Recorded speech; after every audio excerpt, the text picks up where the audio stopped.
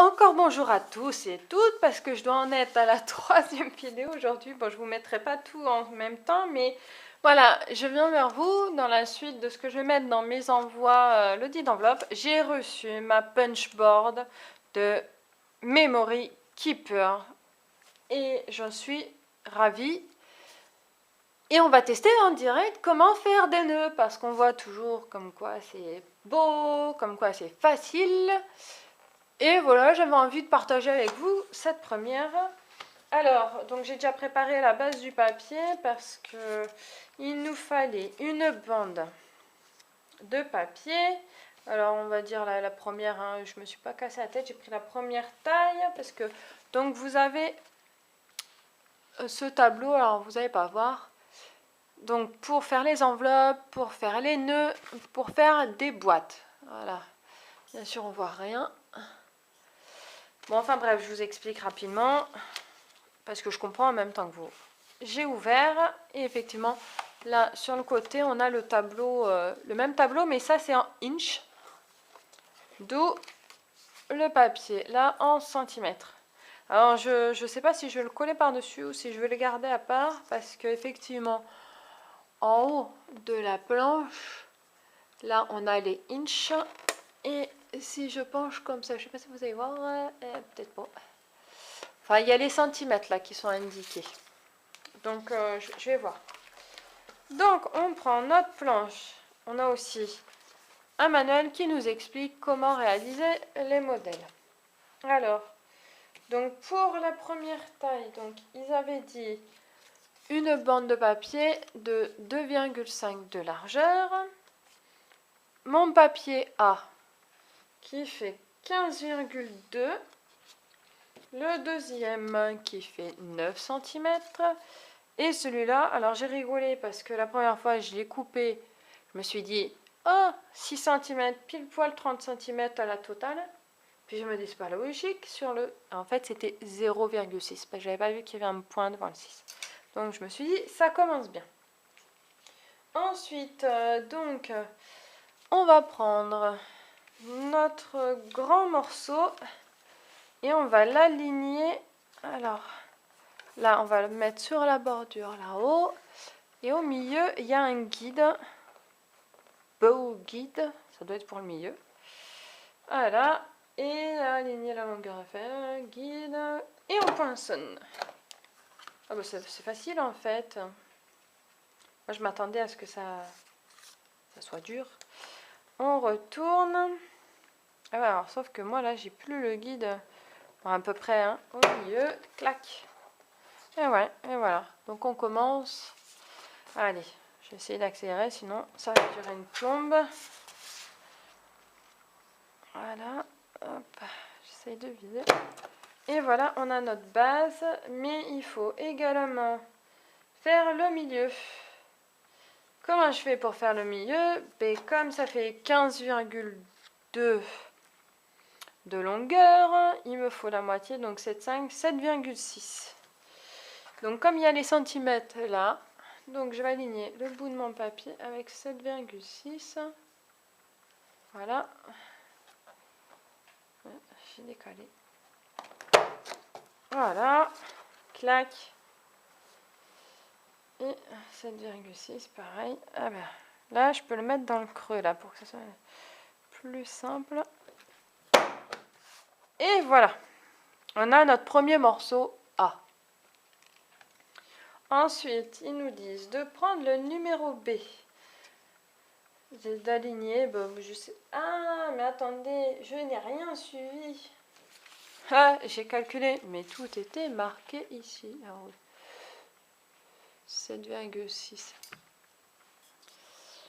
Voilà, alors on va rien voir, c'est la catastrophe. Voilà. Le focus, fais-toi s'il te plaît. Voilà, 7,6 et à côté, donc il faut que je fasse 4,4. Voilà. Si je prenais le temps de lire aussi. Donc je vous recale un peu. Alors, 4,4. Donc on prend notre deuxième morceau. Et je me mets à 4,4 là. Oh, ce qui correspond à la marque M. Hop. Je retourne. 4,4, ça va pas. Voilà. Morceau numéro B. Voilà. Ensuite, le numéro B, il faut que je le mette comme ceci au milieu et que je push. Voilà, comme ça nous fait la marque.